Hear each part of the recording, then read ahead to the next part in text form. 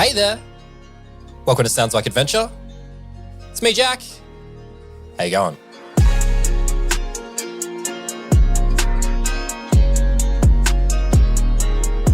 Sounds Like Adventure is a fully independent Australian actual play podcast, and you have tuned into Space Like Adventure. This is our current campaign, and it's a sci-fi campaign set in the world of the Expanse. I'm Jack, I'm your DM, and in each and every episode, I'm going to be joined by the following 5 wonderful people. Hi, I'm Tess. Hi, she, her, my pronouns. I play Atea. She is a wannabe CEO who has nothing to lose anymore. Hello, I'm Derek. He, him are my pronouns, and I play as Trevor, the former pro wrestling champion with the heart of gold. Hi, I'm Jazzy. I use any pronouns, and I play Shrike, who is the resident young angsty belter trying to figure out where she belongs in life. Hi, my name's Arlo. I use he, him pronouns, and I'm playing as Flint Bancroft, a former Martian naval officer with severe daddy issues. Hi, I'm Jacob, he, him pronouns, and I play Mo, former beat cop and current drunken mess. And me, I'm Jack, of course, the DM of this campaign, and my pronouns are he, him, and I play everyone else. So now you know who we are. Let's get into the real story. This is Space Like Adventure, a Sounds Like Adventure actual play all about a ragtag group of misfits overcoming their corporate overlords in the Expanse.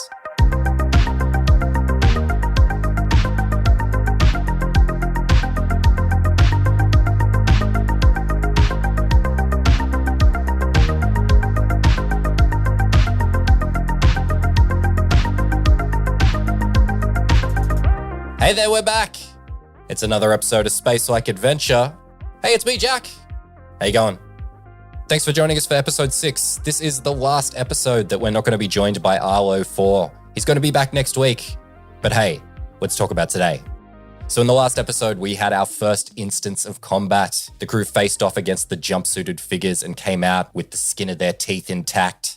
So let's not muck around. Let's get straight into it. When we join the crew, they're still reeling from the events of the last session, and they're deciding what their next moves are.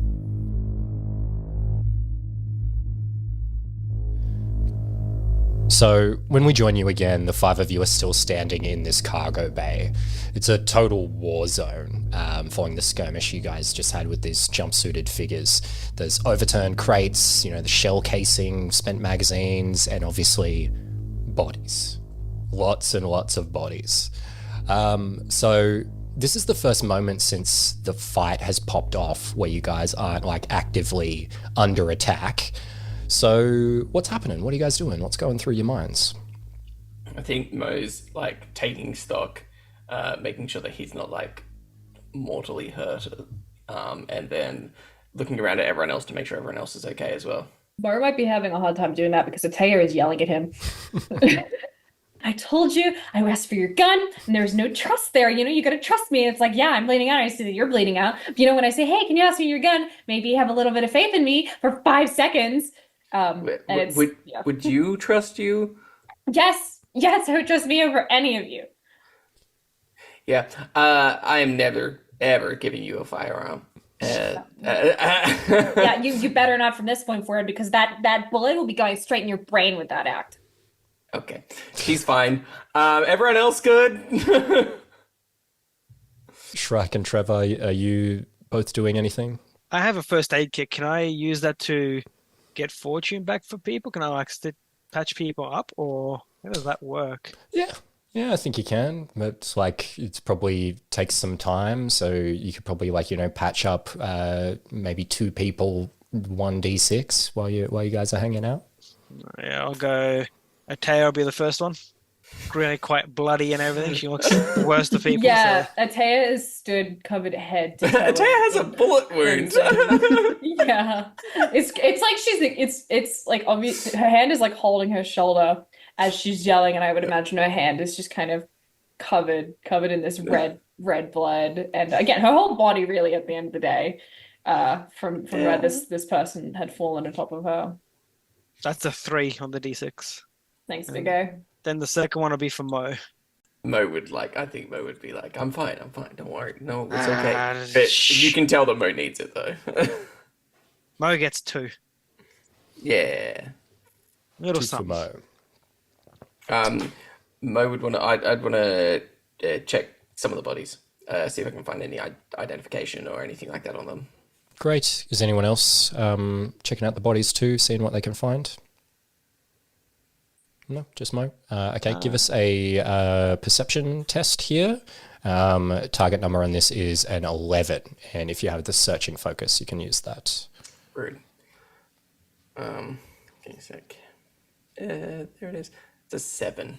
Okay, great. So you have a look around the pockets of the different jumpsuited figures, and you're not able to find anything that's specifically identifying them in any way. Why don't you give me like an intuition roll here, though, if you can? Okay. Let me see what you get on your intuition check as a detective. That's a 17. A 17. Nice, points good as roll.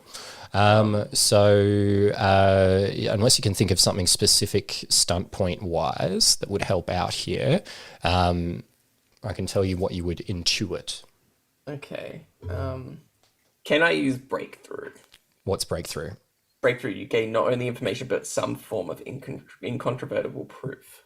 Yeah, definitely. I'd be happy for you Awesome. to use breakthrough here. So in that case,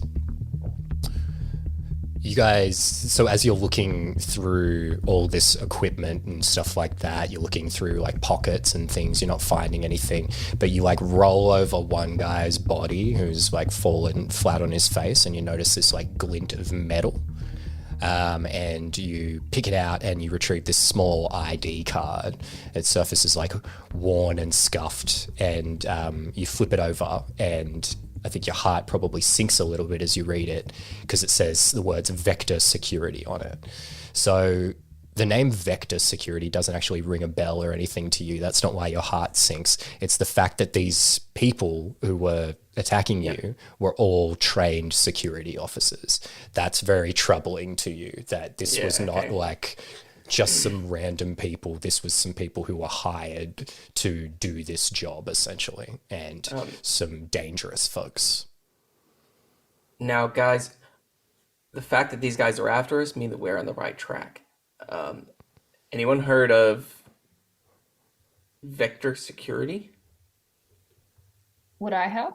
No, I don't think any of you have specifically heard of Vector Security. Like, I think maybe like Trevor or Shrike could potentially give me a roll to see if they've heard of this, like maybe just around their travels.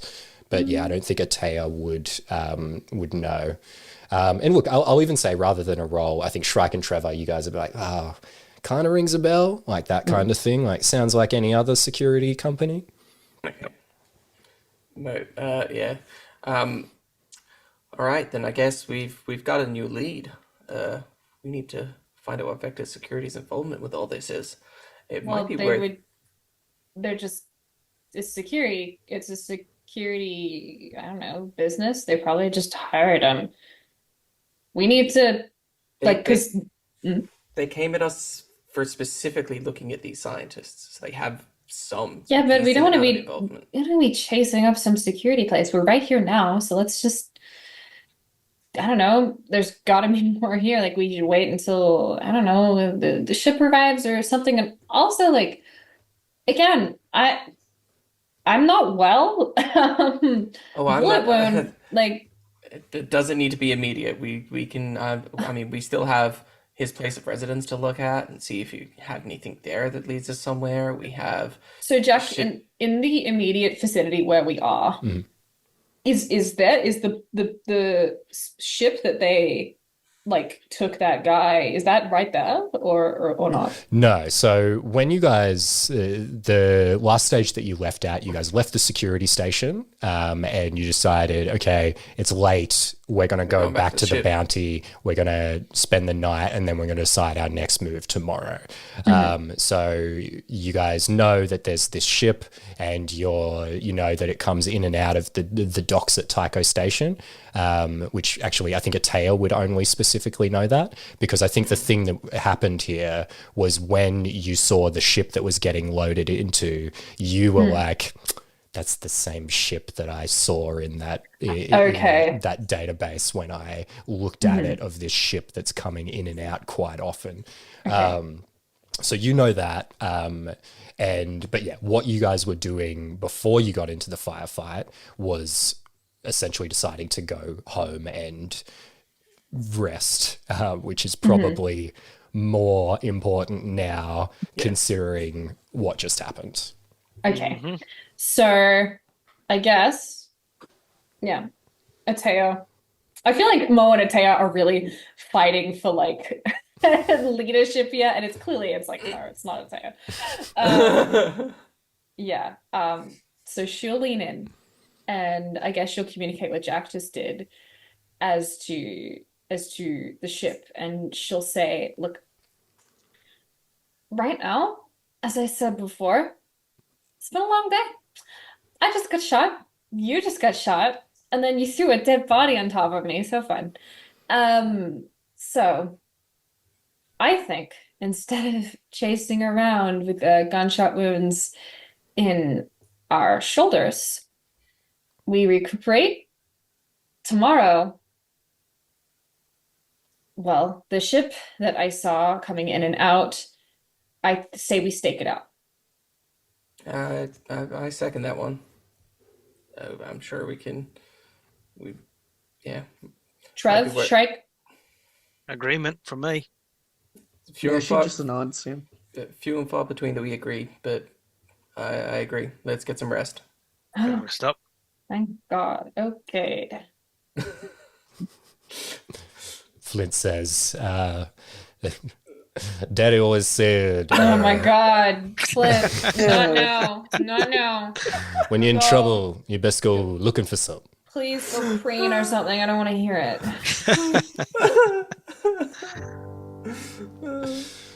So that fight was pretty full on. And not all of you have even been under gunfire before. So you come out of the situation, pretty worse for wear. So you guys, make a move as quickly as you can, but you're limping and you're bleeding, and you make your way to the elevator that will take you down to the dock where the bounty is. And the doors slide open and you guys just pile in and head down. So the doors eventually open, and the towering form of the bounty comes into view. Its sort of massive size making you all feel a little fragile in the wake of what just happened. And you each came here for different reasons, obviously, onto the bounty. But I'm curious, what goes through each of your minds as you look over this place that sort of serves as both your workplace and your home? So maybe Shrike, let's start with you. What goes through Shrike's mind after this harrowing encounter? Okay. I think the thing that sets her off with the rest of these guys, that this is her home. It's like she doesn't really go back to her place anymore. This is the one place that she stays, even when it's like outside of working hours. So I think she's more relieved, if anything. Again, never fired a gun at a real living person before. That was frightening. And she didn't even get shot, but she's scared for everyone else. But I think she just wants to go to bed. She just wants to go to sleep. It's been a long day. Trevor? Yeah, Trevor's exhausted. He's like coming from the adrenaline. He's like on a bit of a wind down. He's just thinking, like, man, I'm hungry. It's gonna get some food, have a nice rest. But it's all worth it because this is gonna put him on the path to redemption where he can get back to his family. So his bounty is the only thing right now. Mo? I think this is probably the first moment that that the bounty feels like home to Mo. Like he comes back and he's thankful to be here, and he's like, "Oh," and that sort of, I think that hits him pretty hard. Also. And Atea? So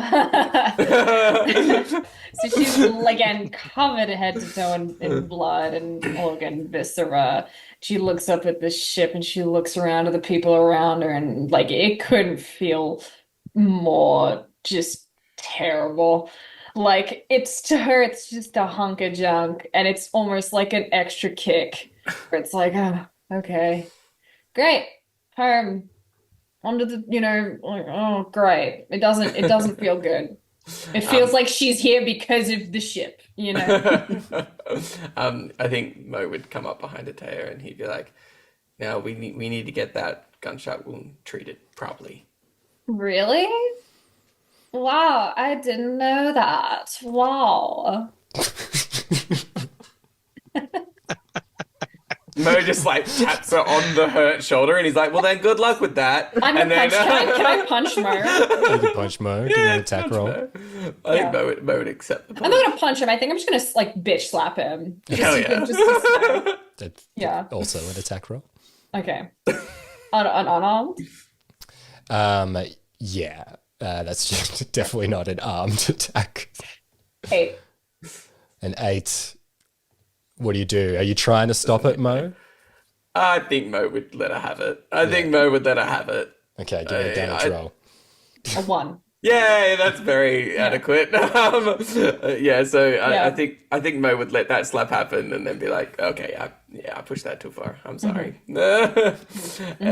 But seriously, let's get you treated. Don't touch me. Don't touch me. I can manage myself. And she's gonna just walk ahead of him. She's annoyed. Yeah. That's fair. So the 5 of you climb aboard the ship and you head in actually through the same entrance that Shrike came through on their first time aboard the Bounty. So some nice memories for Shrike probably. And you make your way in, you're reasonably pretty distracted with what's happening with Mo and Atea at the front there. But you're met by a familiar voice as it says, "What the hell happened to you 5?" Standing in front of the central ladder that leads to the other levels of the ship, holding a mop, is the chief engineer of the Bounty, Savine Patel. And he looks kind of annoyed at first, as he always does, but then you see him notice the blood and the scorch marks, and he drops the mop and he's like, hey, what the hell happened to y'all? And he comes running over.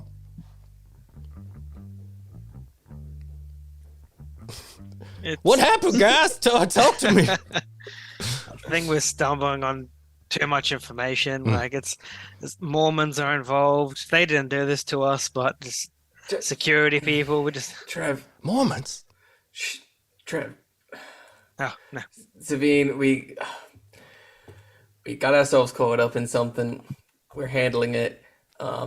Things went awry. Someone came after us, and this is the result. You should see the other guy, right? Tell me about it. All right, look, take it easy, y'all. Let's get y'all down to Med Bay. Fill me in on what happened. And so at this time of night, with the ship on Tycho Station, most of the crew on the station, they're either on their shore leave, getting loose, or the ones who are on the ship rather, are asleep. So it's quiet as Savine takes you to the med bay and he straps you guys into the auto docks. Because even those of you who didn't take damage have had a pretty traumatic event. So he's strapping you guys in. You guys are getting dosed up with various things to make you feel a bit better. And he gets you all set up, and I think he quizzes you guys about what happened. And, Savine was on the ship when you guys collided with the strange derelict spacecraft. So he's across what happened over there. So, and, he's not a nervous Nelly type of guy. So he's not going to be trying to tell you not to continue on this type of thing. So you guys are more than comfortable sharing with him what happened. And so he takes it all in, he listens, and he's like, well, hell, what y'all gonna do now? Mo will pass the ID card over to Savine and say, well, ever heard of Vector Security? Carter picked up one of the guys that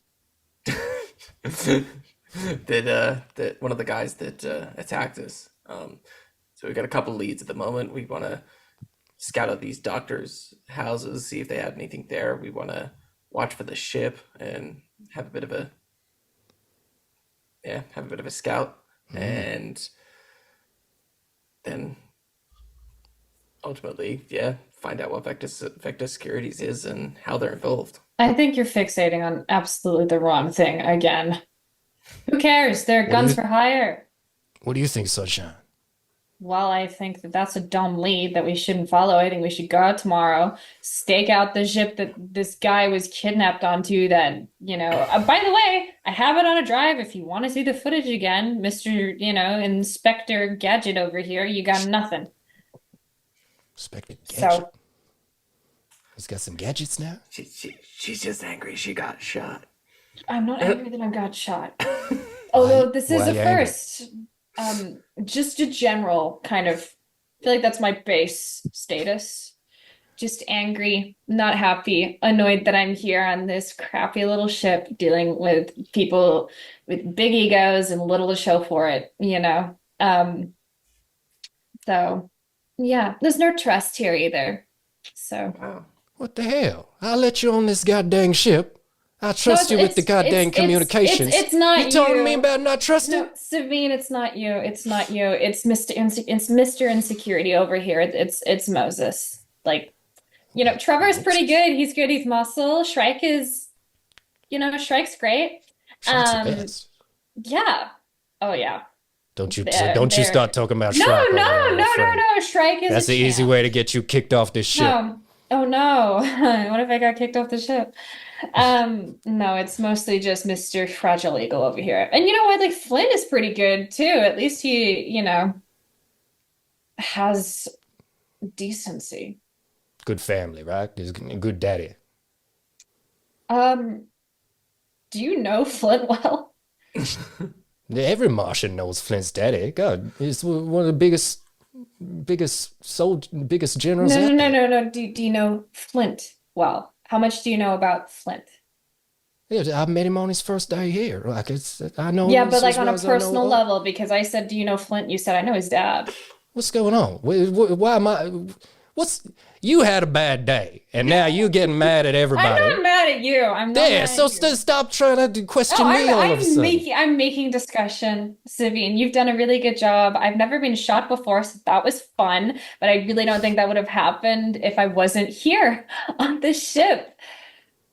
And do you know what I gave up to be here? It's some business paperwork desk. No, I gave up a position so close to the top of the totem pole. I gave that up to be here to work with you people. Not you people with yeah, I gave up such a Does she ever stop talking? No. What the hell, man? That's what got her shot. I believe it. Moses, I will hit you again if you keep. His name isn't Moses. I've given up trying to tell her. It's not Moses. It's Morris. Why is the nickname Mo then? Oh, it's years of changing of words. Anyway, don't get into whole etymology. It's not my area. But you know what? You want to know what I think you should do about this dang old thing over here? Should I hear about what old Savine thinks? I would. You know what? An outsider's perspective and not an egotistical, irritating perspective would be great to hear. Anything you can say that is not her talking, I'm happy to listen to. Well, it pains me. It pains me to agree with Sunshine over there, but she's clearly got the better lead. You got the name of the dang old ship. You seen the dang old ship in the footage. Head down to the dock office. Talk to Julie. Tell her Savine sent you. Get her to pull the records for you. See where this dang old ship's been going. Never said it wasn't a bad lead. I just said that it was one of the leads. He is a better detective than either of us, and that's saying something considering how much better a detective I am than you are, Mo. So yeah, go talk to Julie. She'll sort you out. And yeah, maybe I'll need to, like, taps away at like something on like a pad. Like, y'all need to take a little rest, I think. Yeah, you especially over there, Atea. And you guys start like getting a little bit foggy, and you feel the painkillers starting to kick in. Is Sabine roofing us? What's happening right now? He's turning up the dosage on the sedatives, is what he's doing. Shrek didn't even take any damage. You take a nap there, Shrek. You look tired, right? You're not tired? You look tired. Sure, yeah. They always say they're not tired. Savine, I'll get you a glass of water, okay? No, Savine, do you see the handsome man behind you? Not in that, sunshine. So that all happens, and then we sort of fade to black on this scene here as you guys crash out at this point, and you feel the effects of these drugs sort of hit you. And when we fade up, it is the next day.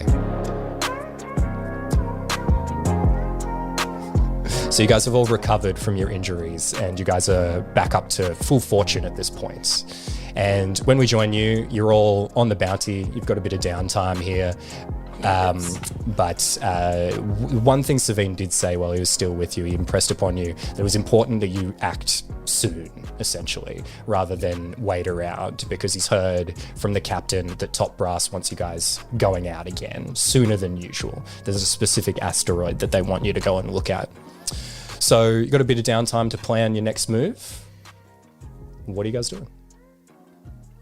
I think Mo has like started filling out the pin board with papers and ID cards and string and links and leads and things. So he's probably sitting in the room trying to make connections with it. You're showing it to anyone? You're like, hey, this is pretty sharp, right? No, I don't think. Yeah, I think Mo's working on it in his room at the moment.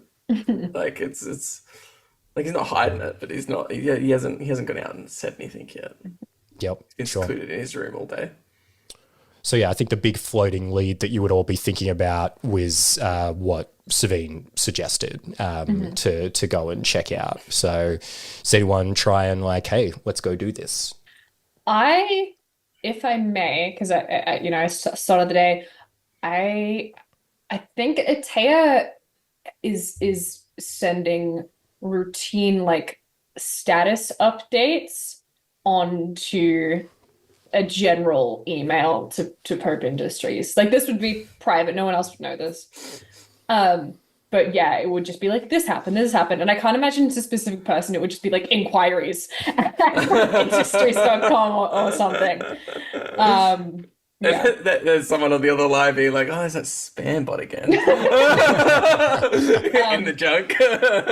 But I just wanted to specify that that's something she would have done. As far as following the lead, yeah, I don't know. I guess is there like a common area? Yeah, there's like it's called the galley. It's like with a food area. Yeah, I guess then she's in the galley with a coffee, waiting for everyone else to kind of gather around to start the day. Okay. Who comes in first?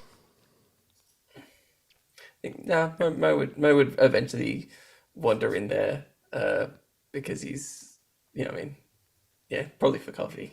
Does he look like Charlie Day? Yeah. He's like bedraggled, like shirt's a little bit untucked, and he's just like, he looks like he's like crawled out of a cave. Just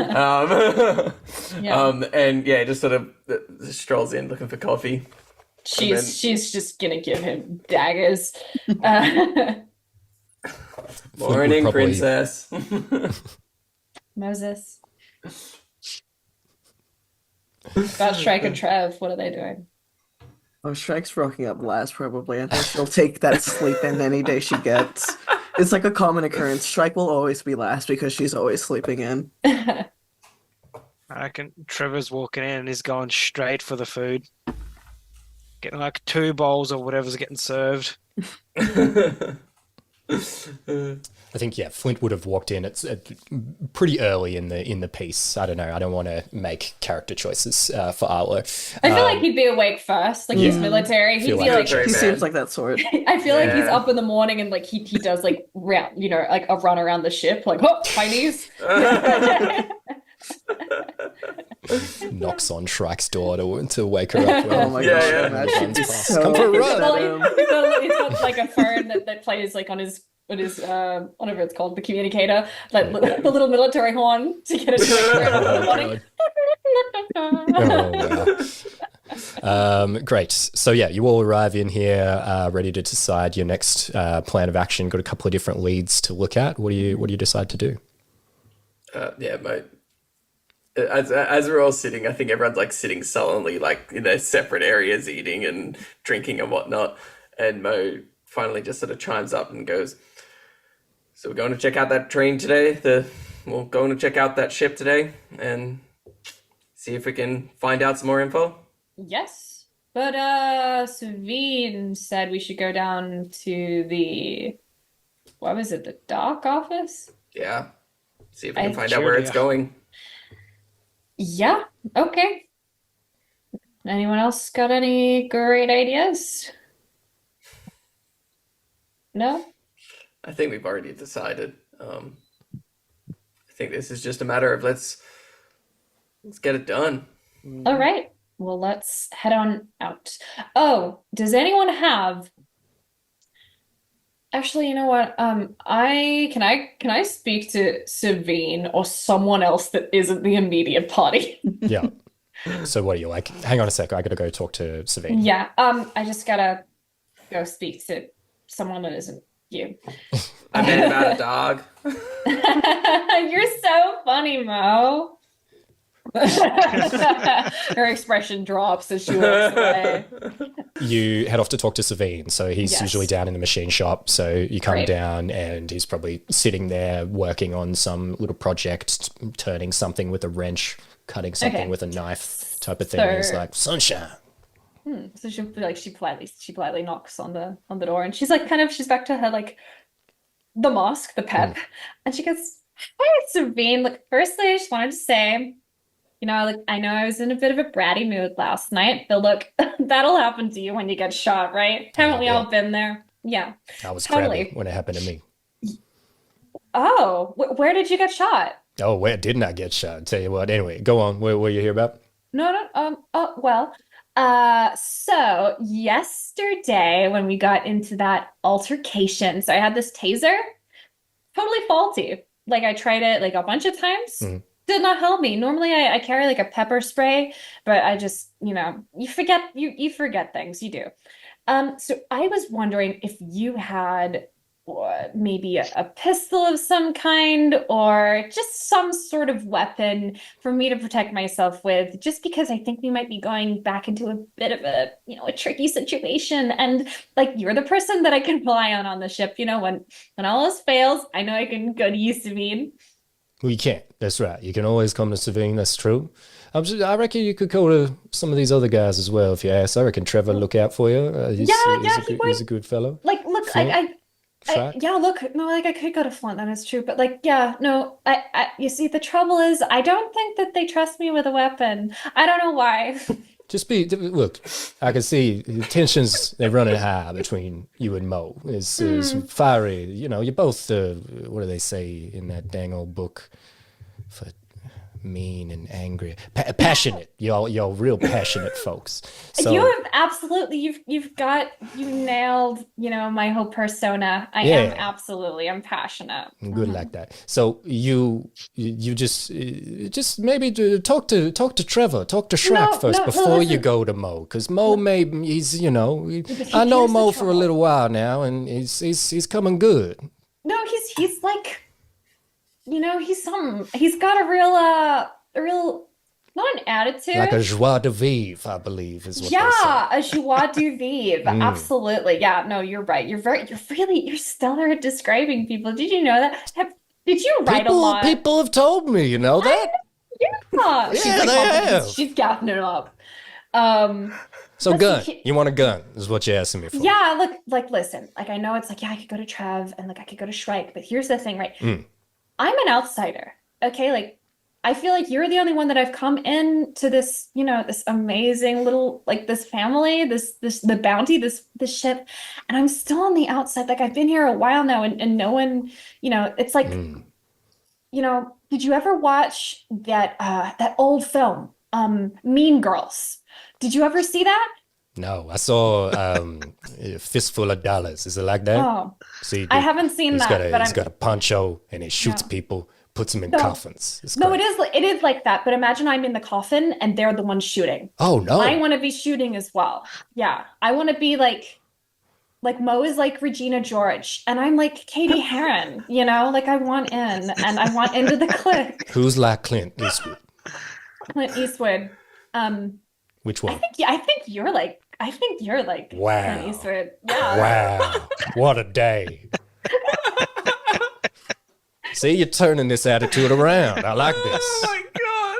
That's why I went to you. It's because, like, you're the guy with the poncho and the little cowboy and the big cowboy hat. Yeah, no, he don't wear a little hat. That'd be silly. No. Anyway, yeah, look, you can have a gun. I got a gun. You want a pistol? I'll get you a pistol. Yeah, that would be great. I would love that. It'll just be a 6 to 8 working. No, just kidding. I'll just get it for you now. He goes into like a storage locker and he pulls out a pistol and he slides it across to you. He's like, look, you're getting in gunfights. Look, I appreciate all these compliments and all of that. You didn't have to do any of that. That's fine. It's honest opinions, Look, I appreciate it. And look, one thing I will say is, look, don't be talking mess about the bounty, right? That's all I say. Don't be calling it a little ship. Don't be calling it a bad place. It's a good place. It's pretty important to me, so I'd appreciate it if you stopped. No, you're absolutely right. Look, and I'm so sorry that my attitude was so poor. Look, you're turning it around today, sunshine. I know. You too, my little moonbeam. Okay, take it easy, all right? Take the gun, get out of here. No, I owe you one. Thank you so much. And she's gonna grab it. Just point it at people you want to die. Don't point it at people you want to be alive still. Oh my! Just like Clint Eastwood. You want to kill Clint Eastwood? No. Why you want to kill? He's been dead for hundreds of years. She like when she picks up the gun, she like sticks a finger through the like the trigger and like starts trigger like guard. Yeah, we like spinning it around on her finger. Look, they just practice that kind of moves elsewhere, just not on the bounty or near me. That's my preference. Oh, of course. And she picks it up and like goes, of course, and like points it at him. It's just kidding. It's me, all right? Yeah, no, just kidding. And Give a monkey a gun. She's gonna take that, like where she had her taser, like in that kind of holster under her skirt. She's gonna conceal the gun there. Yeah. He's like, Mo somewhere in the other ship just got goosebumps and he's like, Atea just got a gun. don't go shooting your friends, all right? Mm-hmm. Atea walking back down the hallway. Troubling response. All right. Goes back to fixing something. Everyone. Yeah. Atea walking back down the hallway is like, none of them. Yeah, you can hear it. Just like, and it's like as soon as she turns the corner, she's like, and she just keeps walking. Yeah. Great. So you guys decide to head off to do this investigating now? Yes. All right.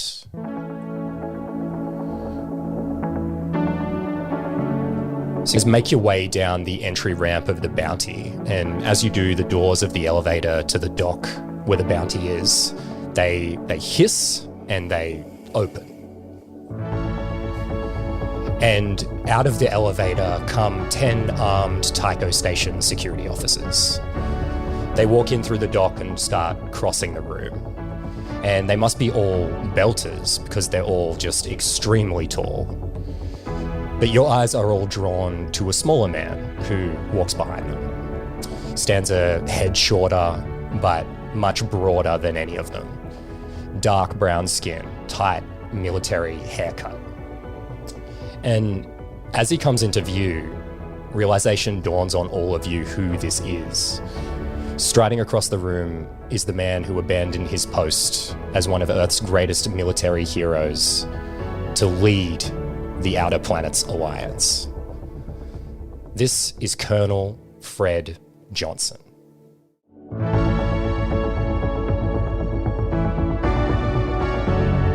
So he walks up to you and he says, "My name is Colonel Fred Johnson.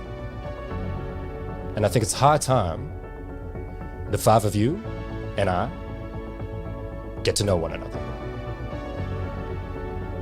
And that's where we're going to end it for another week.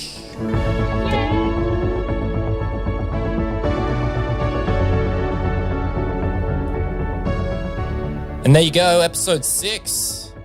This ragtag crew truly getting mixed up with some of the most powerful people in the solar system. Fred Johnson, he leads the Outer Planet Alliance. That's huge. He's like the head of a government, basically. What could he possibly want with the crew? Well, we'll have to find out in the very next episode of Space Like Adventure. And to make sure you don't miss that episode, head over to the podcast app that you're listening to this on right now. Subscribe to, follow the show, leave a 5-star review. All of that's very much appreciated. Really helps the show, and it will make sure you don't miss the very next one. But hey, with all that in mind, I'll catch you in the next episode of Sounds Like Adventure.